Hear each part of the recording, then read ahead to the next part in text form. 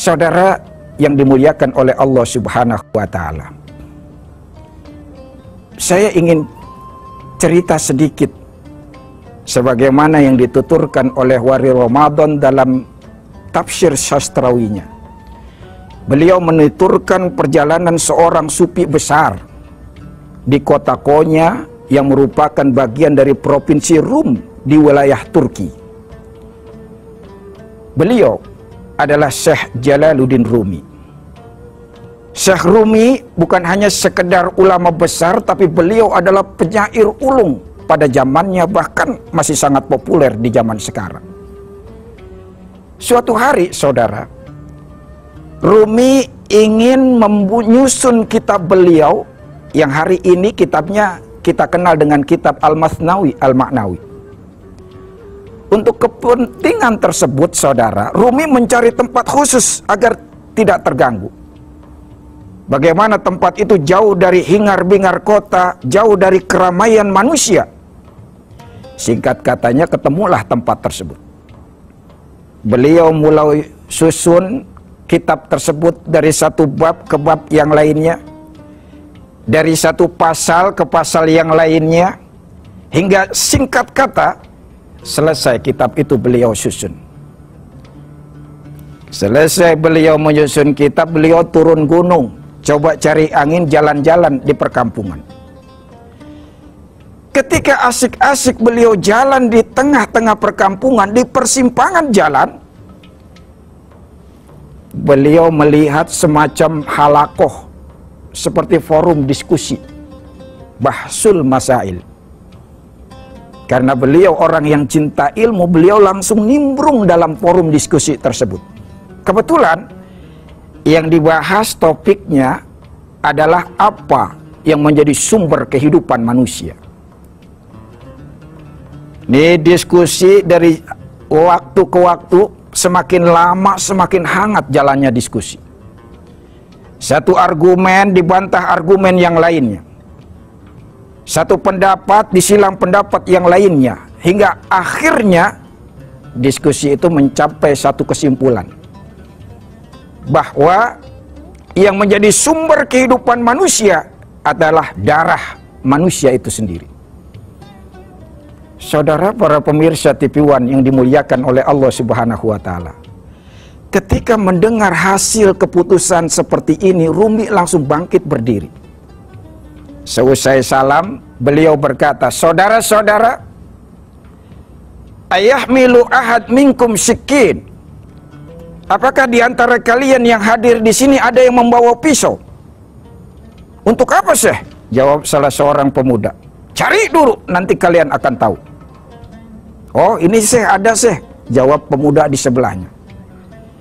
Diambil pisau tersebut oleh Syekh Rumi tanpa disangka dan dinyana oleh semua peserta diskusi. Rumi langsung mengerat urat nadinya, seketika darah muncrat kemana-mana. Mukanya pucat pasi, tubuhnya menggigil kekurangan energi. Tersungkur Rumi. Lalu apa yang terjadi? Apakah Rumi dibawa ke rumah sakit terdekat? Tidak. Atau barangkali Rumi dipanggilkan seorang tabib hebat? Juga tidak. Lalu apa yang terjadi? Ternyata Rumi kemudian bangkit berdiri. Beliau mengambil posisi berputar sambil berzikir dengan sangat khusyuk.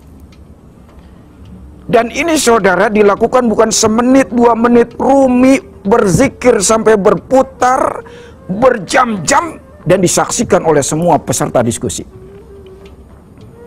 Allahu Akbar. Ketika selesai Rumi berzikir dengan berputar, ternyata darah dari urat nadinya terhenti. Mukanya kembali berseri, bahkan tubuhnya kembali penuh dengan energi. Lalu Rumi kemudian berkata, "Ayuhan nas, ma ya'ti bina ilal haya laisa damu awit ta'am." Wahai para manusia, ketahuilah, sesungguhnya yang menjadi sumber kehidupan manusia bukanlah darah atau makanan itu, bal zikrullah, tetapi yang menjadi sumber kehidupan manusia adalah zikrullah, zikir kepada Allah Subhanahu wa taala. Masya Allah. Saudara para pemirsa TV One yang dimuliakan oleh Allah Subhanahu wa taala. Ternyata zikir bukan hanya sekedar memberatkan timbangan amal seseorang, tetapi dia menghidupkan sesuatu yang telah mati. Inilah karenanya Abu Musa al-Asy'ari menuturkan bahwa Nabi Muhammad sallallahu alaihi wasallam pernah bersabda, "Matsalul ladzi yadhkuru rabbahu wal ladzi la yadhkuru rabbah, matsalul hayyi wal mayyit." Perumpamaan orang yang berzikir kepada Tuhannya dengan orang yang tidak berzikir kepada Tuhannya seperti orang hidup dengan orang mati. Jadi kalau kita tidak pernah menghiasi hidup kita dengan berzikir, sesungguhnya kita sudah mati sebelum dikuburkan. Kalau orang sepanjang aktivitasnya tidak pernah dihiasi dengan berzikir, maka sesungguhnya dia seperti mayit berjalan. Karena itu saudara yang dimuliakan oleh Allah Subhanahu wa taala, berzikir menjadi sangat penting dalam kehidupan kita. Maka Allah memberikan petunjuk di dalam Al-Quran agar hidup kita terarah sesuai dengan syariat, bahkan menjadi banyak keutamaan-keutamaan dari berzikir yang dilakukan oleh para hambanya.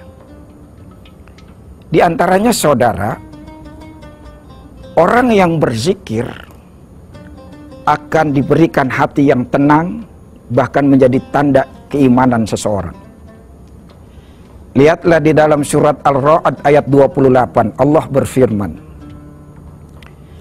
"Alladzina amanu wa tatma'innu qulubuhum bizikrillah, ala bizikrillahi tatma'innul qulub."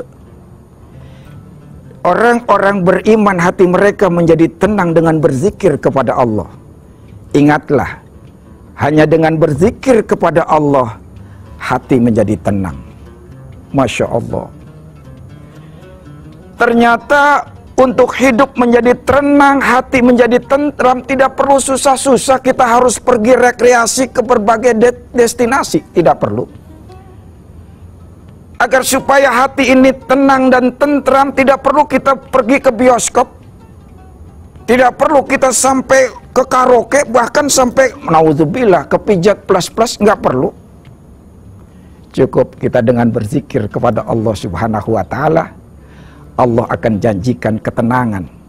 Dan bukan itu saja, akan disematkan orang-orang yang berzikir sebagai orang-orang yang beriman kepada Allah Subhanahu wa taala.